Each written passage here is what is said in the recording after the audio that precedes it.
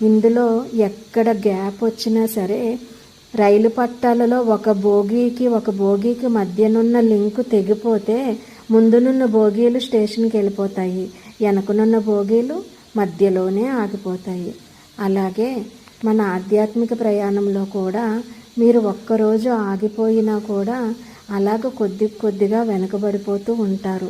మళ్ళీ మొదట బోగి వెనక్కి వచ్చి ఈ ఆగిపోయిన బోగీలు ఎక్కడున్నాయో వెతుక్కొని ఆ లింకును కలుపుకొని మళ్ళీ ఆ ట్రైన్ వెనకనున్న బోగీల్ని ముందునున్న బోగి వెనక్కొచ్చి ఆ బోగీల్ని తీసుకువెళ్ళాలి.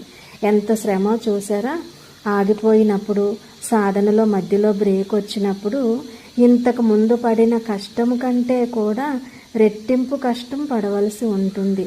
అందుకే సాధ్యమైనంత వరకు మనం ఒక రోజు మొత్తం మంచినీళ్ళు తాగకుండా ఉండము. 5 నిమిషాల కన్నా ఎక్కువ